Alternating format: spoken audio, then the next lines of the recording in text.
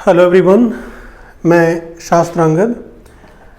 आज आप लोगों को भारत के संवैधानिक विकास के अंतर्गत भारत शासन अधिनियम, भारत परिषद अधिनियम 1935 के बारे में बताएंगे।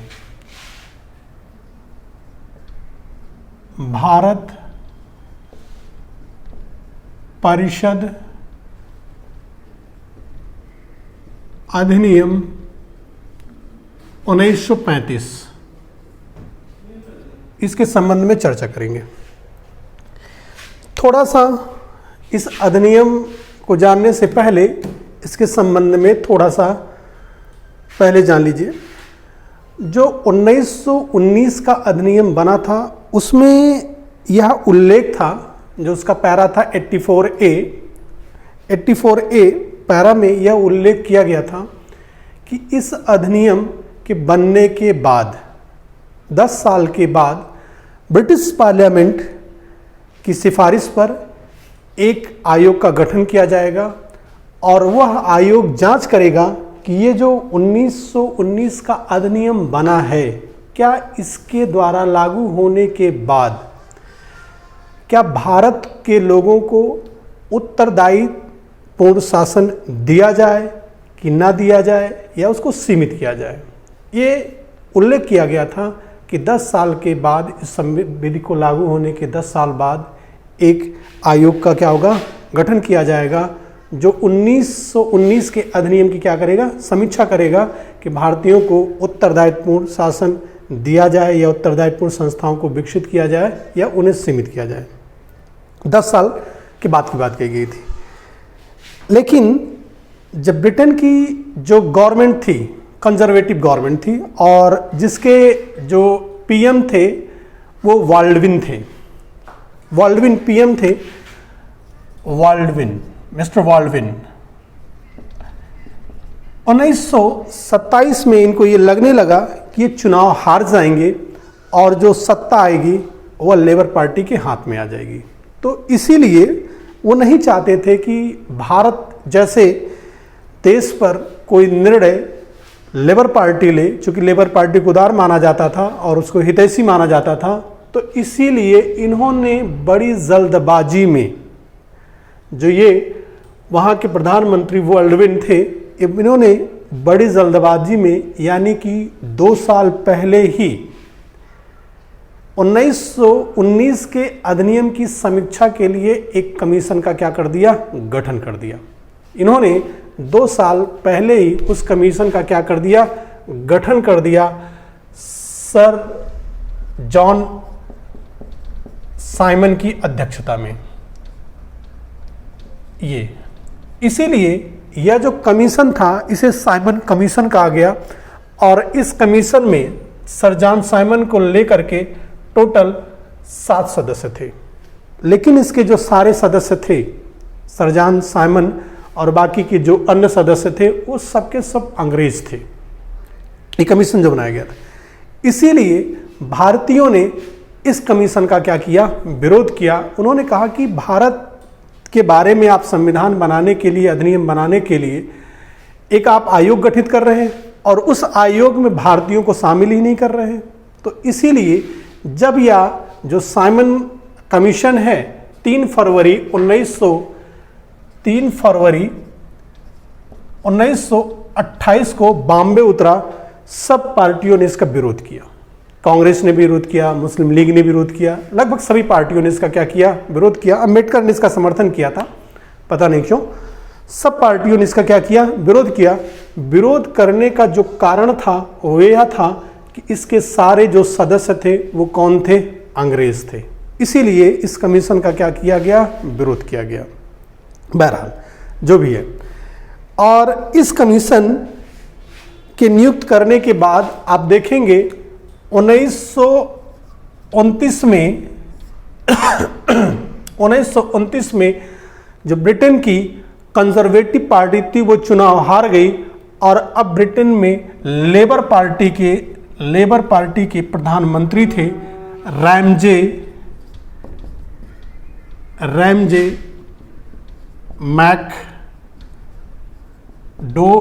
मैकडोनाल्ड, ये नए प्रधानमंत्री थे। रैमजे मैकडोनाल्ड ये प्रधानमंत्री थे। और जब ये प्रधानमंत्री बने तो ये जो साइमन कमीशन था ये वापस ब्रिटेन गया, और इस साइमन कमीशन ने 31 अक्टूबर को इस साइमन कमीशन ने ब्रिटिश प्रधानमंत्री मैकडोनाल्ड को एक चिट्ठी लिखी, और उस चिट्ठी में लिखा था कि मिस्टर प्रधानमंत्री, यह जो रिपोर्ट है जो हमने तैयार की जाकर के भारत की स्थिति जानने के बाद, यह जो रिपोर्ट है, इस रिपोर्ट के प्रकाशित होने के बाद, ध्यान से सुनिएगा, साइमन कमीशन ने प्रधानमंत्री को क्या चिट्ठी लिखा कि इस रिपोर्ट के प्रकाशित होने के बाद और इस पर कोई अंतिम निर्णय लेने के पहले, दो बातें कहा उसने कि यह जो हम रिपोर्ट आपको सौंप रहे हैं, इस रिपोर्ट को प्रकाशित होने के बाद और कोई निर्णय लेने के पहले हम ये चाहते हैं कि भारतीयों से क्या ली जाए, राय मशवरा लिया जाए, और एक भारतीयों का ब्रिटेन में क्या बुलाया जाए, सम्मेलन बुलाया जाए। क्या बुलाया जाए, सम्मेलन, क्योंकि उनका विरोध किया गया था, भाई भारतीयों को शामिल नहीं किया जाता था। इसीलिए मिस्टर साइमन ने ये चिट्ठी लिखी कि इस रिपोर्ट के प्रकाशित होने के बाद और कोई निर्णय ना, ब्रिटिश पार्लियामेंट कोई निर्णय लेने से पहले भारतीयों की क्या बुलाई जाए, एक परिषद बुलाई जाए, कहाँ, ब्रिटेन में। ये बात कही गई। बहरहाल छोड़िए, लेकिन इसी समय जो उस समय नए नए गवर्नर जनरल आ गए थे, लॉर्ड इरविन। कौन आ गए थे, लॉर्ड इरविन आए थे। इस समय नए नए गवर्नर जनरल थे, इनका नाम था लॉर्ड इरविन। लॉर्ड इरविन ने 31 अक्टूबर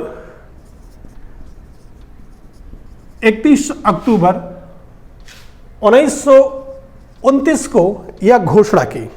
उन्होंने घोषणा की कि ब्रिटिश गवर्नमेंट यह चाहती है कि भारत को एक डोमेनियन स्टेटस का दर्जा दिया जाए। वो चाहती कि धीरे धीरे संवैधानिक विकास प्रक्रिया में भारत को एक डोमेनियन स्टेटस का क्या दिया जाए, दर्जा दिया जाए। याद रखिएगा, ये गवर्नर जनरल बोल रहे हैं, लेकिन 1935 के अधिनियम में डोमेनियन स्टेटस का दर्जा नहीं दिया गया। उन्होंने कहा कि एक डोमेनियन स्टेटस का दर्जा दिया जाए, और इन्हीं सब पर बातचीत करने के लिए ब्रिटेन में एक राउंड टेबल कॉन्फ्रेंस बुलाई जाएगी। क्या कहा उन्होंने, ब्रिटेन में एक राउंड टेबल क्या बुलाई जाए, कॉन्फ्रेंस का क्या की जाए, बुलाई जाएगी, ये उन्होंने कहा। और सभी लोगों ने भाई कहा कि चलो ठीक है, इसमें शामिल होते हैं। बहरहाल ये आपको हिस्ट्री में डिटेल में बताएंगे कि जो राउंड कॉन्फ्रेंस हुई वो 3 हुई थी, जिसको कहते हैं हिंदी में गोलमेज सम्मेलन। वो कितने हुए थे, 3। जैसा कि पहला गोलमेज सम्मेलन 12 नवंबर 1930 से लेकर के 11 जनवरी 1931 तक चला। और ये जो सम्मेलन हुआ, इस सम्मेलन में कांग्रेस ने भाग नहीं लिया था। उस समय इस सम्मेलन में भाग लेने वाले कौन थे, थोड़ा सा मैं बता दे रहा हूँ शॉर्ट में। जो पहला गोलमेज सम्मेलन हुआ उसमें ब्रिटेन के 3 राजनीतिक पार्टियों के 16 सदस्य शामिल थे, और भारतीय देशी रियासतों से जो थे 16 प्रतिनिधि शामिल हुए थे, और जो भारतीय ब्रिटिश प्रांत से वहाँ से 56 प्रतिनिधि क्या थे, शामिल थे। लेकिन कांग्रेस ने भाग नहीं लिया था, इसीलिए दूसरी गोलमेज सम्मेलन बुलाई गई जिसमें गांधी जी भाग लिए, और फिर तीसरी गोलमेज सम्मेलन बुलाई गई। ये 3 गोलमेज सम्मेलन हुए। सम्मेलन होने के बाद जब तीनों सम्मेलन समाप्त हो गए, तो उसी सम्मेलन में जो वाद विवाद हुआ उससे एक जो है कि मोटा मोटा मसौदा तैयार किया गया, और ये जो तैयार किया गया मसौदा, उस पर एक श्वेत पत्र प्रकाशित किया गया। क्या किया गया, श्वेत पत्र क्या किया गया, व्हाइट पेपर जारी किया गया। और ये जो व्हाइट पेपर जारी किया गया, उस पर उसकी जांच के लिए, उस व्हाइट पेपर की जांच के लिए उस पर एक संयुक्त संसदीय कमेटी का क्या हुआ, गठन किया गया। संयुक्त संसदीय कमेटी के क्या किया गया, गठन किया गया। और ये जो संयुक्त संसदीय कमेटी बनी थी, जो इसके चेयरमैन थे, ये पूछा जाता है, वो थे लॉर्ड लिनलिथगो थे। आप जानते हैं कि लॉर्ड लिनलिथगो 1936 में वायसराय बन के आए थे। यही इस कमेटी के क्या बने थे? चेयरमैन थे। और बाद में इस कमेटी की सिफारिश के आधार पर गवर्नमेंट विल ऑफ इंडिया 1935 क्या हुआ? पारित हुआ। और यह जो बिल था जिस पर हम अब आ रहे हैं, यह जो बिल था यह क्या हुआ? पारित हुआ 2 अगस्त। कुछ किताबों में 4 देते हैं जो गलत है। यह जो भारत परिषद अधिनियम था यह पारित हुआ 2 अगस्त 1935 को। ये क्या हुआ? पारित हुआ, अधिनियम बनाइए। अब जो मेन मुद्दा था इसी पर आते हैं। थोड़ी सी मैंने आपको इसकी पूर्व पीठिका बताई, वो इसलिए कि थोड़ा सा आपको समझने में क्या दे दे, ये मदद दे दे। यह जो भारत परिषद अधिनियम जो पारित हुआ 2 अगस्त 1935 को, अभी तक का जितना अधिनियम नियम पारित हुए थे वो सबसे लंबा था। एक पीसीएस में क्वेश्चन पूछा गया था कि 1935 का जो अधिनियम था इसमें प्रस्तावना थी कि नहीं थी। याद रखिएगा, इस अधिनियम में प्रस्तावना नहीं थी, क्योंकि जो 1919 का अधिनियम था उसकी जो प्रस्तावना थी, जो उसका प्रीएम्बल था, उसी को इसमें क्या कर दिया गया था? शामिल कर दिया गया था। यानी कि इसमें पहली बात तो प्रस्तावना नहीं थी। ठीक।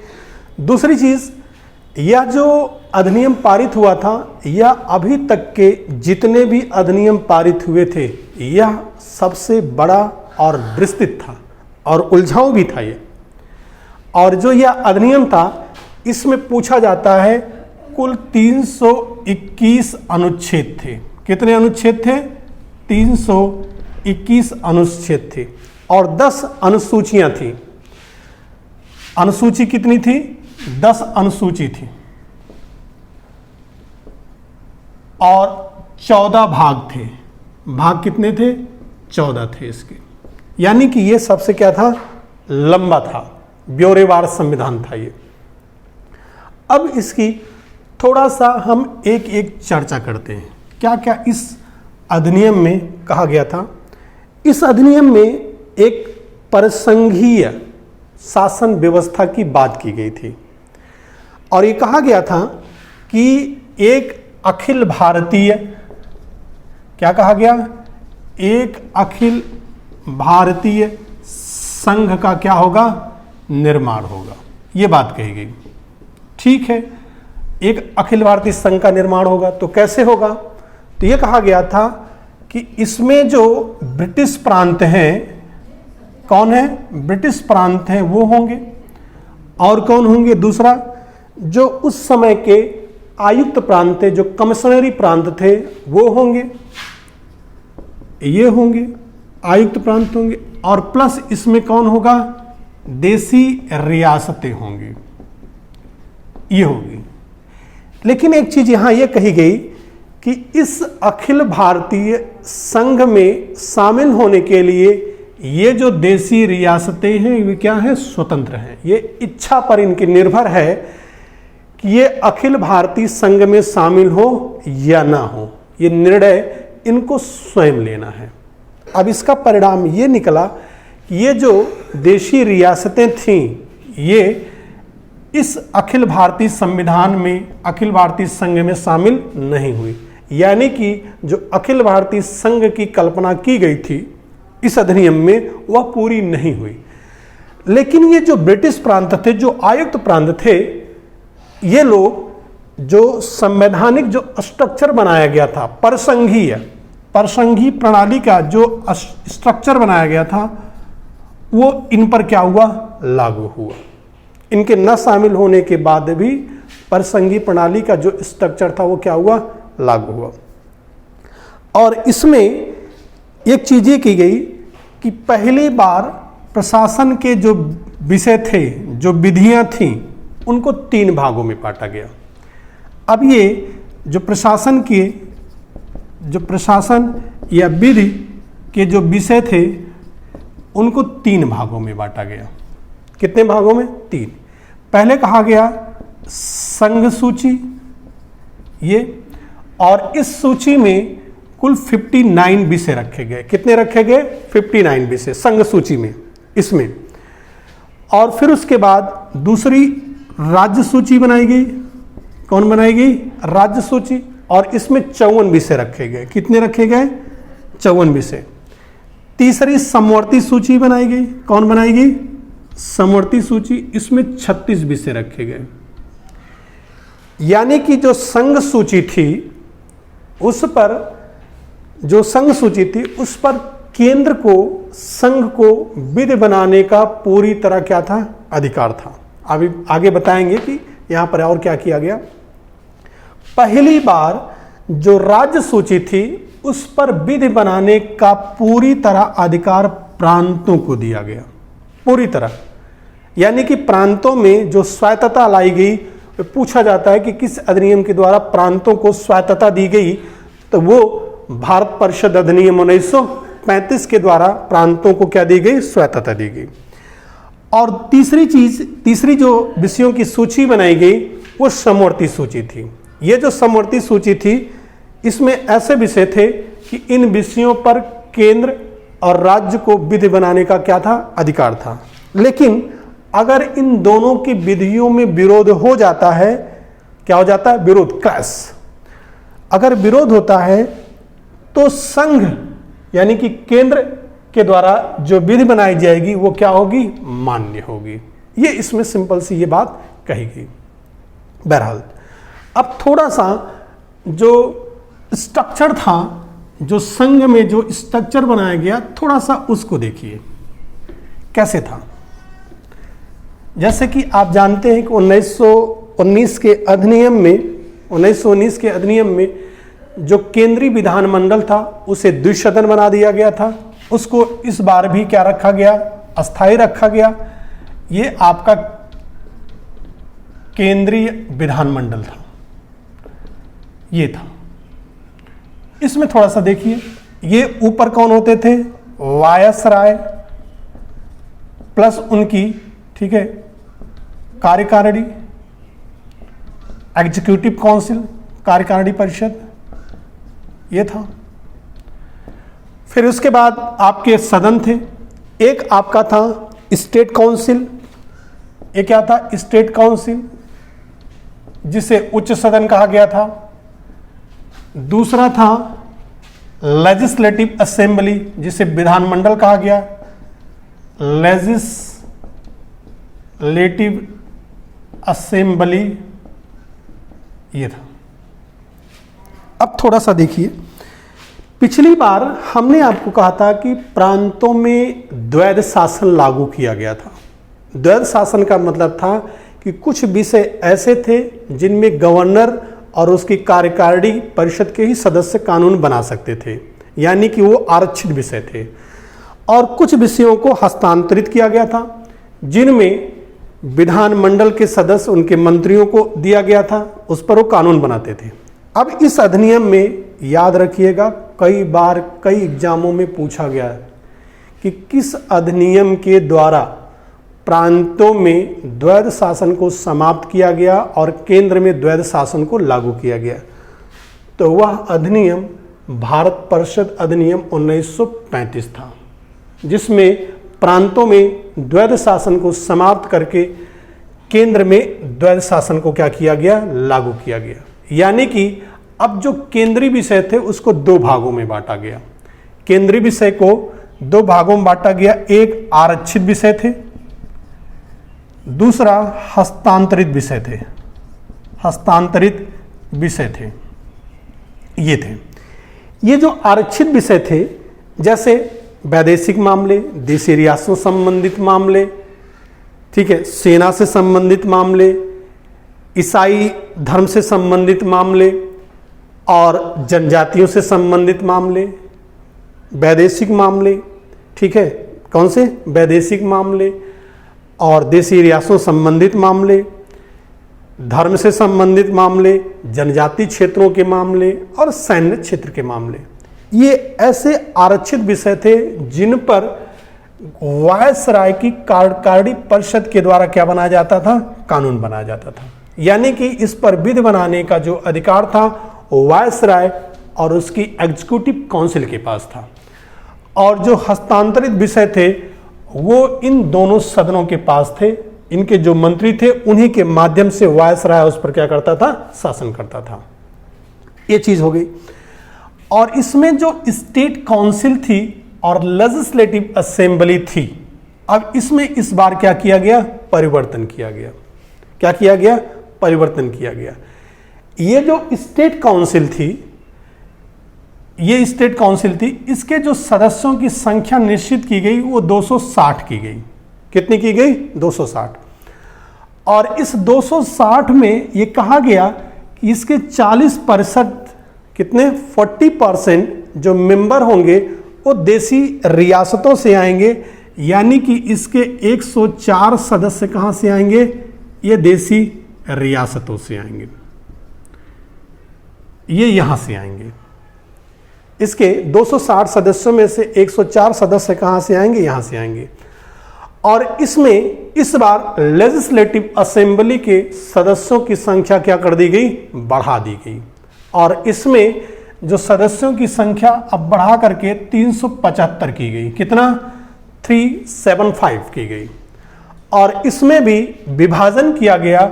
इस 375 में ये कहा गया कि इस 375 में से 250 जो सदस्य होंगे वो ब्रिटिश प्रांत से आएंगे। कहां से आएंगे, ब्रिटिश प्रांत से आएंगे, ये यहां से आएंगे। और बाकी के 125 जो सदस्य हैं, 125 जो सदस्य हैं, ये देसी रियासतों से आएंगे। ये कहां से आएंगे, देसी रियासतों से आएंगे, ये कहा गया। और इसमें देसी रियासतों को यह अधिकार दिया गया था कि वो चाहे तो निर्वाचित करके भेजें या सदस्यों को मनोनीत करके भेजें।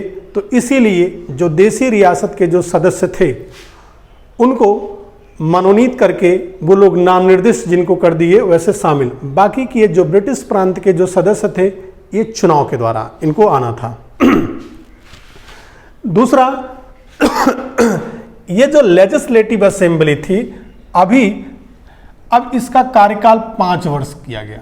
कितना किया गया, 5 वर्ष। और जो स्टेट काउंसिल थी इसको एक अस्थाई सदस्य बनाया गया। क्या बनाया गया, स्थायी सदन बनाया गया। और इसके सदस्यों का जो कार्यकाल किया गया वो 9 वर्ष किया गया, 9 साल। लेकिन ये कहा गया कि इस स्टेट काउंसिल के 1/3 सदस्य, 1/3 मेंबर प्रत्येक दूसरे वर्ष क्या होंगे, सेवा मुक्त होंगे। क्या होंगे, सेवा क्या होंगे, मुक्त होंगे। ये बात इसमें कही, सारी अच्छी बात था। क्या होंगे, ये क्या, सेवा क्या होंगे, मुक्त होंगे। यानी कि स्टेट काउंसिल को पहली बार स्थायी सदन, ठीक है, इस 1935 के अधिनियम में बनाया गया। और उसके सदस्यों के 1/3 प्रत्येक दूसरे वर्ष उनका कार्यकाल समाप्त होने का जो सिद्धांत आया वो भारत परिषद 1935 के तहत आया।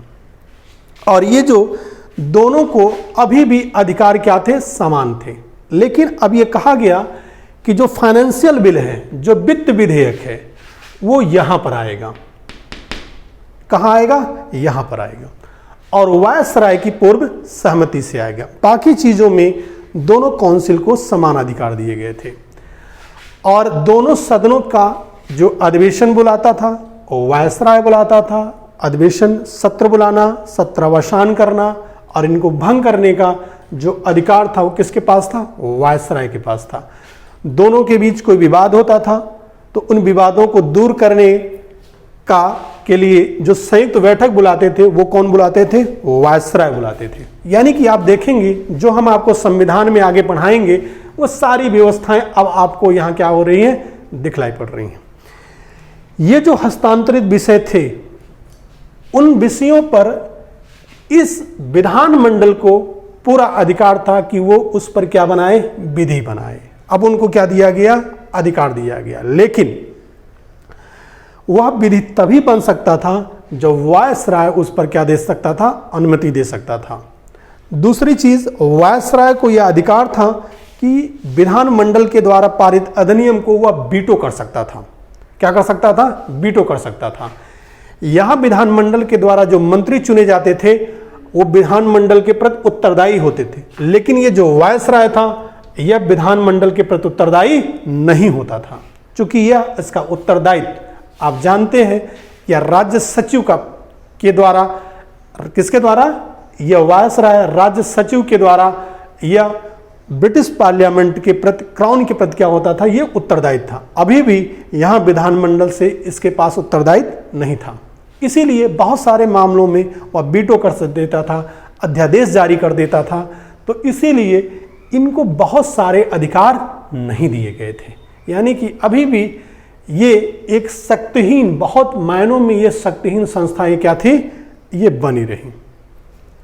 इसके बाद थोड़ा सा अब देखते हैं हम कहां पर, जो प्रांतों में क्या क्या व्यवस्था की गई वहां थोड़ा सा देख लीजिए, वहां क्या क्या चीजें की गई।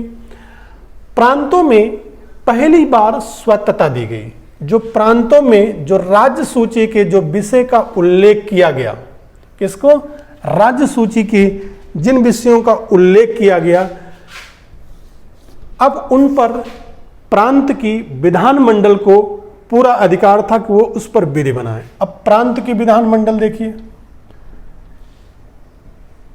ये प्रांत के क्या थे, विधानमंडल थे। यहां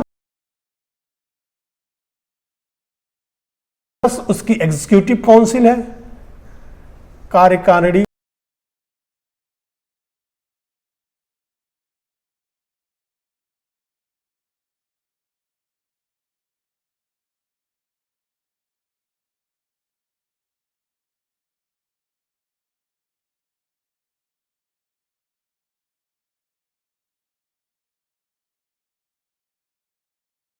में विधान परिषद का गठन किया गया था 6 प्रांतों में।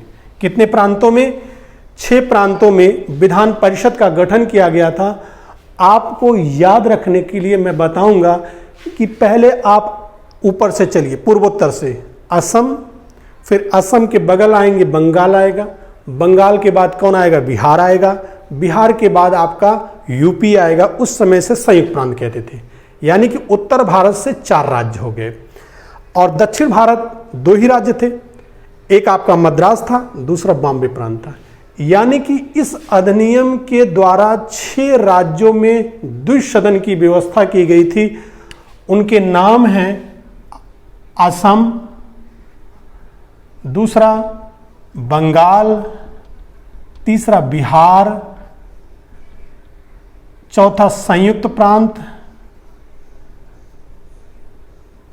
पांचवां मद्रास और छठवां बॉम्बे, ये थे।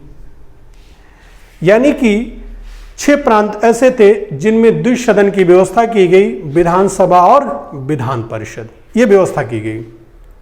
चलिए अब थोड़ा सा हम देखते हैं विधानसभाओं के पास। ये जो विधानसभा होती थी, इनका भी कार्यकाल 5 साल किया गया, उसको एक अस्थायी सदन बनाया गया, ठीक है। लेकिन अब ये जो विधानसभा थी, ये जो राज्य सूची के विषय थे, इन पर कानून बनाने का इनका पूरा अधिकार था।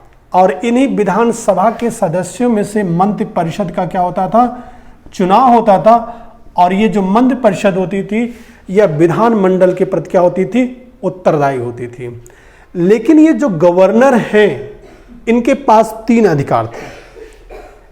कितने अधिकार थे, 3। एक तो अधिकार था स्वविवेक के अनुसार ही निर्णय ले सकते थे, यानी कि अगर इनको लगता था कि यह कोई जो लोग विधि पारित किए हैं इस पर निर्णय दे या ना ले, या अन्य मामलों में कुछ विषयों को ये आरक्षित कर देते थे। क्या कर देते थे, आरक्षित कर देते थे। जो उल्लेख था कि इन विषयों पर अगर कोई विधि बनाए तो आरक्षित कर दिया जाए।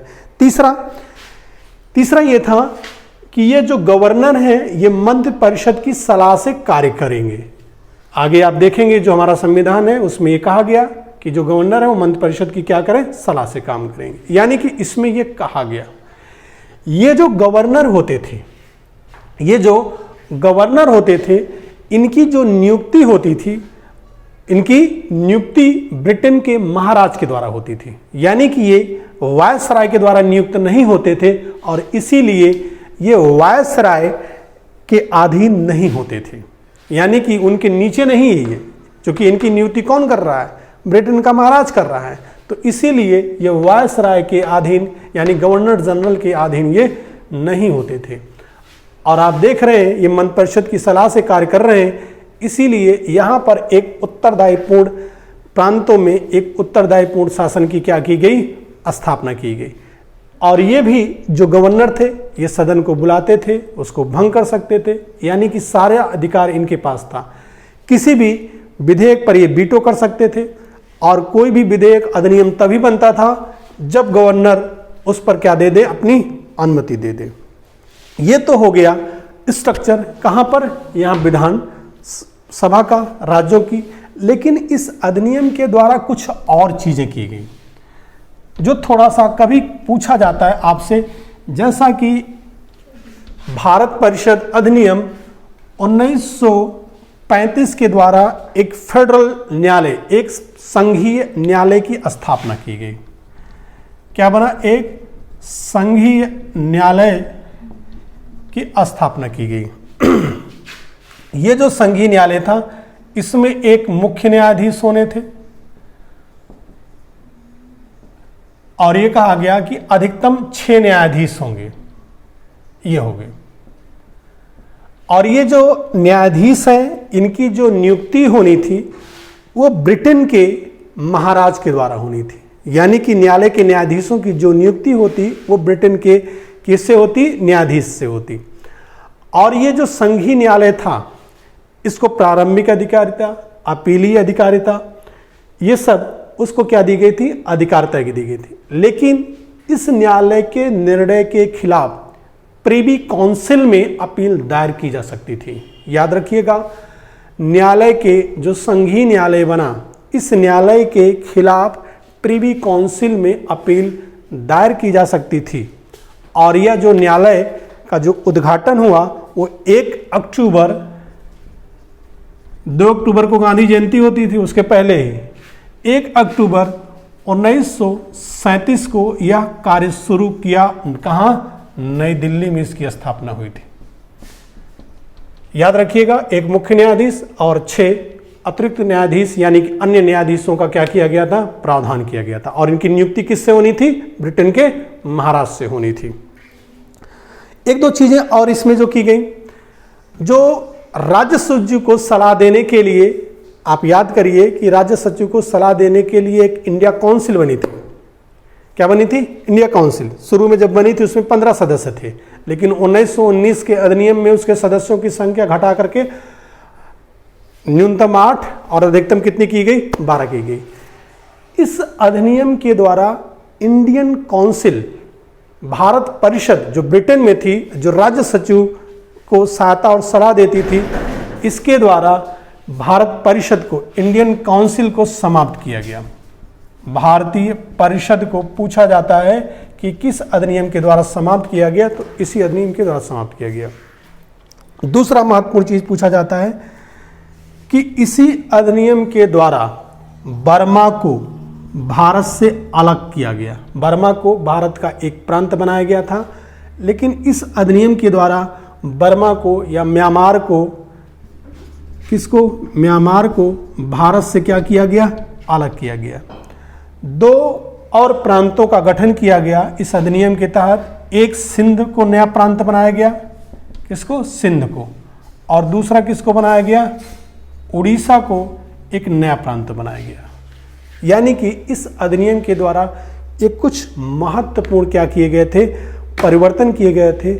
लेकिन जो भारतीय नेता थे इससे संतुष्ट नहीं हुए। इसमें 1-2 लोगों का बड़ा फेमस बयान है जिसमें जवाहरलाल नेहरू ने कहा, उन्होंने कहा यह एक ऐसी गाड़ी है जिसमें बहुत सारे ब्रेक हैं लेकिन इंजन नहीं है।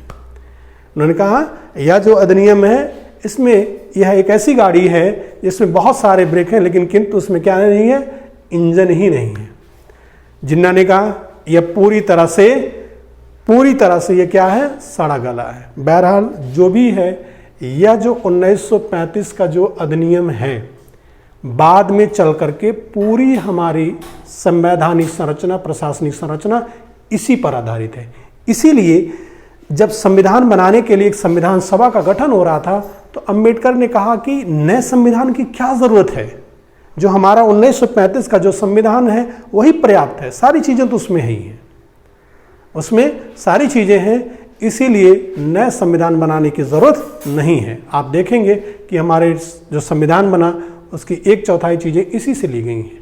आप जानते हैं जितनी मिशनरियाँ थी, जैसे लोक सेवा आयोग, संघ लोक सेवा आयोग, निर्वाचन आयोग, सारी चीज़ों का उल्लेख तो इसमें किया गया था। उनके अधिकार, उनकी नियुक्तियाँ, उनके उत्तरदायित्व सब इसी में आपको मिलेंगे, क्योंकि बहुत ब्यौरेवार था ये। आप देख रहे हैं जैसे कि इसमें मैंने आपको बताया था, इसमें 321 अनुच्छेद थे, 10 अनुसूचियाँ थी, 14 भाग थे इसमें। तो इसमें जो मुख्य मुख्य बातें थी वो थोड़ा सा आप याद रखिएगा, ठीक है, क्योंकि एग्ज़ाम में ये पूछा जाता है। Thank you.